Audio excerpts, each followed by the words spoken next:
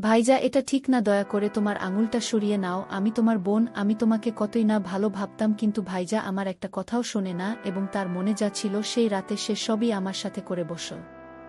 শেষ পর্যন্ত এটা কিভাবে হলো তা আমি তোমাদের এই গল্পে বলবো। আমি ঢাকার বাসিন্দা। আমার নাম নেহা। আমার বয়স ১৯ বছর। লোকে বলে আমি দেখতে বেশ আকর্ষণীয়। আর সম্ভবত এজন্যই পাড়ার ছেলেরা প্রায়ই আমার সাথে নানা কথা বলতে চায়। আমার পরিবার খুব ছোট।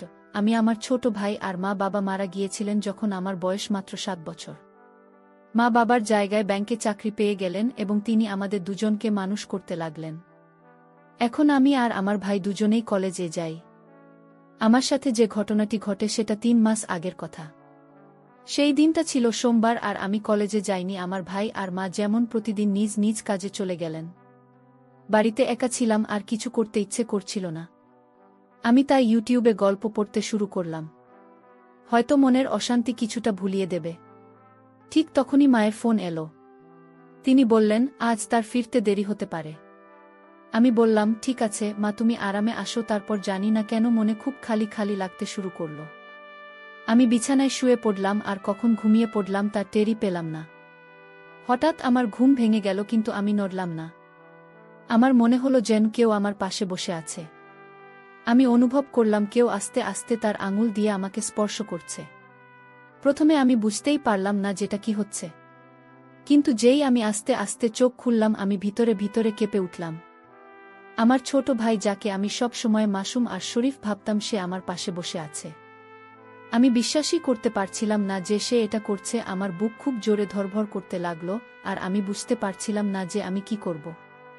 কিছু বলার সাহসই জোগাড় করতে পারলাম না। আমি ভাবছিলাম যে সে কেন এমন করছে। সে কি কখনো আমার সম্পর্কে এমন কিছু ভেবেছে নাকি এটা শুধুই একটা ভুল? সেই মুহূর্তে আমার মনে অনেক প্রশ্ন ঘুরপাক খাচ্ছিল। আমি কি তাকে ক্ষমা করতে পারবো? এটা কি এমন একটা ঘটনা যা আমি উপেক্ষা করে যেতে পারি? কিন্তু একই সাথে আমি জানি না কেন সেই মুহূর্তে আমার রাগ হচ্ছিল না, বরং আমি দ্বিধায় পড়ে গিয়েছিলাম। হয়তো আমার বোঝার মধ্যে কিছু ঘাটতি ছিল, না হলে আমি সেই মুহূর্তে অন্য কিছু ভাবছিলাম। কিছুক্ষণ কেটে গেল আর আমি তখনও ঘুমের ভান করছিলাম। ঠিক তখনই হঠাৎ মনে হলো ভাই আমাকে আস্তে আস্তে জাগানোর চেষ্টা করছে। তার আঙুলগুলো আমার কাঁধে হালকা করে ছুঁই ছুঁই করছিল, কিন্তু আমি চোখ খুললাম না। আমি জানতাম যে আমি পুরোপুরি জেগে আছি, কিন্তু সে হয়তো ভাবছিল যে আমি গভীর ঘুমে আছি। আস্তে আস্তে তার হাতের স্পর্শ বাড়তে লাগল। আগে যেখানে সে শুধু হালকা স্পর্শ করছিল, এখন তার সাহস বাড়তে লাগল। আমি বুঝতে পারছিলাম না যে সে কি করছে বা কি করতে চাইছে, কিন্তু আমি চুপচাপ দেখছিলাম।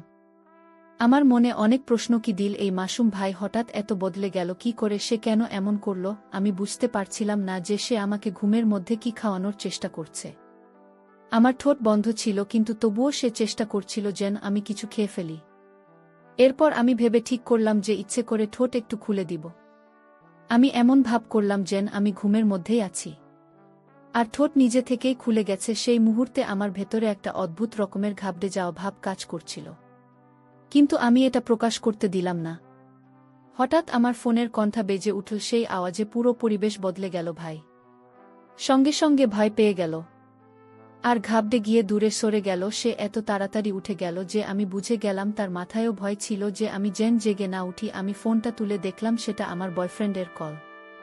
এই সময়ে তাকেও কল করতে হলো। আমি মনে মনে ভাবলাম, আমি ফোনটা তুলে খুব কষ্ট করে বয়ফ্রেন্ডকে বোঝালাম যে আমি বাড়ির কাজে ব্যস্ত আছি। তার মেজাজ হয়তো অন্য কথা বলার ছিল, কিন্তু আমি তাড়াতাড়ি কলটা কেটে দিলাম। এবার আমার নজর আবার ভাইয়ের দিকে, কিন্তু সে ঘর থেকে চলে গেল। আর আমি ভাবতে লাগলাম, আমি কি তার সাথে এই ব্যাপারে কথা বলবো নাকি এটা উপেক্ষা করে যাব? অনেকক্ষণ আমি আমার চিন্তায় ডুবে রইলাম। আমি ভাবলাম যদি আমি এটা নিয়ে কিছু না বলি তাহলে হয়তো আবার এমন ঘটনা ঘটতে পারে, কিন্তু যদি আমি তাকে কিছু বলি তাহলে আমাদের সম্পর্ক চিরকালের জন্য বদলে যাবে। তারপর আমি আর থাকতে পারলাম না। আমার মনে একটা অস্থিরতা কাজ করছিল, আর আমি ভাইয়ের সাথে কথা না বলে নিজেকে সামলাতে পারছিলাম না। আমি তার ঘরের দিকে এগিয়ে গেলাম। ভাইয়ের একটা আলাদা ঘর আছে যেখানে সে প্রায় গিয়ে পড়াশোনা বা অন্য কিছু করে। আমি বুঝতে পারছিলাম না যে আমি তাকে কি বলবো বা এই পুরো ঘটনার মুখোমুখি কিভাবে দাঁড় করাবো। যখন আমি ভাইয়ের ঘাড়ের কাছে পৌঁছালাম তখন দরজা অর্ধেক খোলা ছিল। আমি আস্তে আস্তে ভিতরে উকি দিলাম, যা দেখলাম তা আমার চোখ কপালে তুলে দিল। ভাই বিছানায় শুয়েছিল আর সে তার হাত দিয়ে এমন কিছু করছিল যে আমি এতদিন শুধু একটা শিশুর মতোই দেখে এসেছি সে এমনটা করতে পারে। এটা আমি কখনো ভাবিনি। 1 মিনিট ধরে আমি শুধু দরজার পাশে দাঁড়িয়ে দেখতে লাগে। আমার মাথায় তখন অসংখ্য প্রশ্ন ঘুরপাক খাচ্ছিল। আসলে তার কি হয়েছে? সে সত্যি এমনটা করছে নাকি আমি কোনো ভুল বুঝে ভুল দেখছি? আমি নিজেকে শান্ত করার চেষ্টা করলাম, কিন্তু আমার চোখ তার দিকেই আটকে ছিল। আমি জানতাম যে আমাকে কিছু করা উচিত, কিছু বলা উচিত, কিন্তু আমার গলা দিয়ে কোনো আওয়াজ বের হচ্ছিল না। আমি যে ভাইকে এতদিন মাসুম ভেবে এসেছি সে আজ আমার সামনে একদম অন্য রূপে হাজির। তাকে এই অবস্থায় দেখে আমার মনে হলো হয়তো সে ছোটবেলা থেকেই এমন কিছু দেখেছে বা অনুভব করেছে। জানি আমি কখনো ভাবিনি। আমার মনে তার প্রতি কোনো ঘৃণা আসেনি, বরং আমি দ্বিধায় পড়ে গিয়েছিলাম।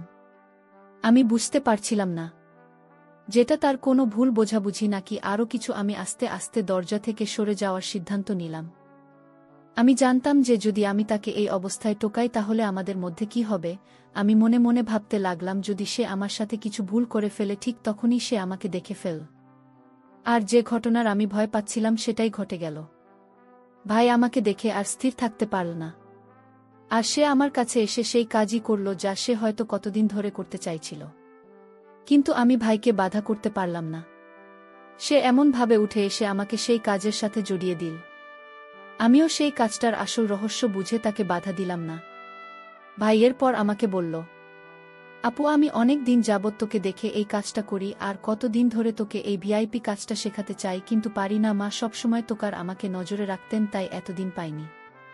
তবে আজ সময় সুযোগ দুটোই পেয়েছি, চল মজা করে কাজটা করি। ভাই এসব কথা বলছিল আর গাছে ওঠার জন্য ছটফট করছিল। খেজুর গাছ উঠতে হলে আগে একটু রস তো টেস্ট করতেই হবে, তারপরে না হয় গাছে ওঠা যাবে বলছে। ভাই রস টেস্ট করে বলল, আপু এত দারুণ টেস্টি রস আমি আর পারছি না, এখনই গাছে উঠব। আপু 2 গাছে ওঠার জন্য আমাকে হেল্পকার। বন্ধুরা যদি তোমরা জানতে চাও যে এরপর কি হলো তাহলে আমার সাথে থাকো, আগামীকালের গল্পে আরও মজার মজার ঘটনা আছে। আর যদি তোমরা এটা একদমই মিস করতে না চাও তাহলে এখনই চ্যানেলটা সাবস্ক্রাইব করো যাতে প্রতিটি আপডেট তোমাদের কাছে সবচেয়ে আগে পৌঁছায়। আমি তোমাদের সেই একই প্রিয় বন্ধুকে দেখা হবে আগামী ভিডিওতে। ধন্যবাদ।